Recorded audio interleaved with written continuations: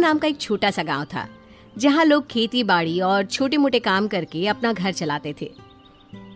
सर्दी का मौसम था। चिंटू अपने घर से बाहर खेलने जाने के लिए अपनी माँ को मना रहा होता है। जाने दो ना माँ, गोलू मेरा इंतजार कर रहा होगा। ये लड़का कभी नहीं समझेगा। इतनी हड़बड़ी पढ़ाई में भी दिखाएगा क्या तू? नहीं नहीं नहीं, कहीं नहीं जा रहा तू। तभी बाहर से घंटियों की आवाजें आने लगती है। कुल्फी वाला, कुल्फी, ठंडी ठंडी कुल्फी ले लो, कुल्फी ले लो, चंदू की कुल्फी। माँ मुझे कुल्फी खानी है, प्लीज माँ प्लीज। इस चंदू कुल्फी वाली की क्या मती मारी गई है जो ठंड के मौसम में बच्चों को बीमार करने कुल्फी ले आया? तू यहीं रुक, मैं उसके कान खींच कर आती हूँ।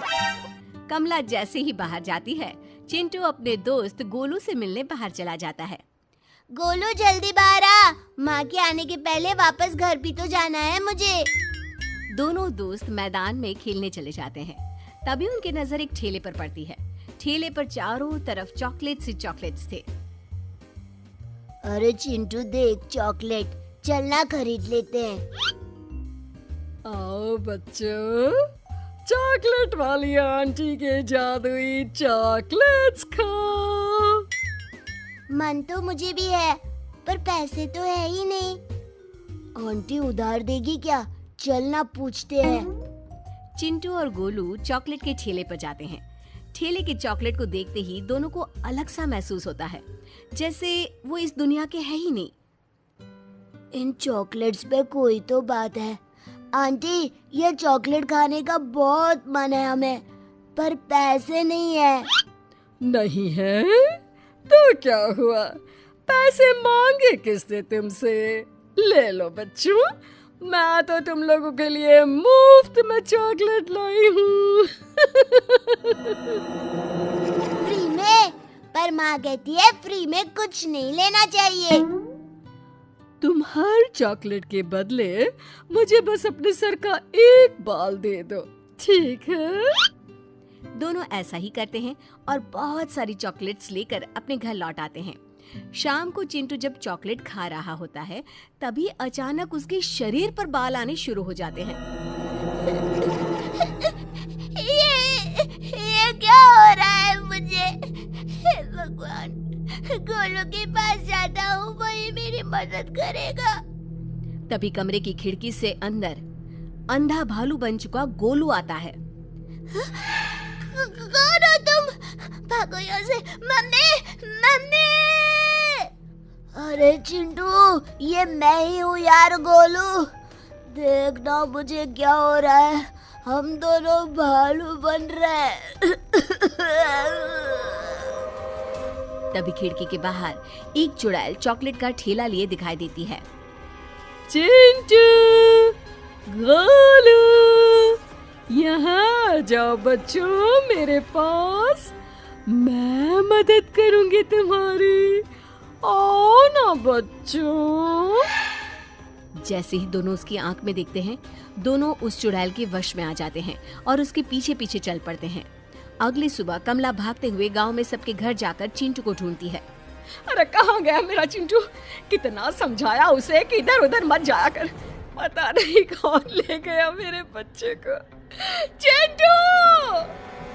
तभी वहाँ भागती हुई विमला आती है। भाभी, कल रात से मेरा गोलू भी नहीं मिल रहा।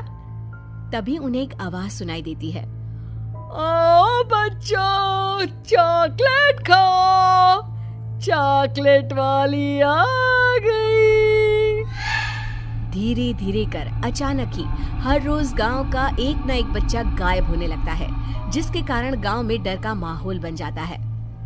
ये हमारे गांव को किसकी नजर लग गई है? सारे बच्चे कहाँ जा रहे हैं? इतनी जांच पड़ताल हुई पर मिला क्या है? बाल? क्या भालू बस बच्चों को ही पकड़ता होगा? कुछ तो बात है। जब से ये चॉकलेट बेचने वाली आई है, बच्चे गायब हो रहे हैं। ठेले वाली के साथ साथ अब से जो भी बच्चा उसके पास से चॉकलेट लेगा, उस पे भी नजर रखनी होगी।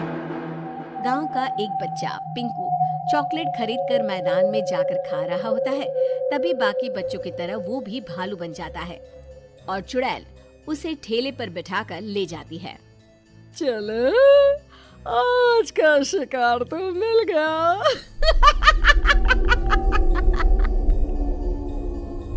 सभी मिलकर चुड़ैल के पीछे पीछे जाते हैं, जहां वो देखते हैं कि चुड़ैल ने एक गुफा में आधे भालू बने सभी बच्चों को बंद करके रखा है। क्या हुक्म है मेरे मालकिन? मेरे लिए ताजा मांस लेकर आ।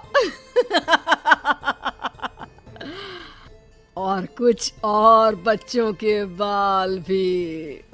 फिर यही सब मिलकर मेरे लिए बड़े बड़े इंसानों का मांस लेकर आएंगे। अरे कब तक जानवरों को खाऊं मैं? हे भगवान, अब क्या करें? कैसे बचाए अपने बच्चों को? सब तो इस चुड़ैल के बस में है। चुड़ैल सभी बच्चों के बाल लेती है। ये वशीकरण उसी बाल से टूट सकता है। आ गया मेरा खाना। ये तो बासी मांस है, ये तुम ही खाओ। मूड खराब कर दिया मेरा। जाओ बच्चों, मेरे लिए खाना लेकर आओ। जो सबसे अच्छा खाना लाएगा उसे मैं पूरी तरह भालू बना दूंगी। तब तक मैं सोने जा रही हूँ।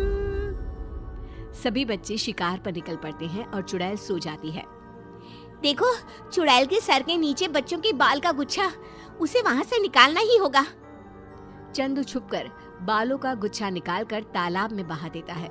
जैसे ही बाल बहते हैं, सभी बच्चे वापस से पहले जैसे हो जाते हैं और फिर सभी मिलकर गुफा में आग लगा देते हैं और धौलपुर फिर से खुशहाल हो जाता है।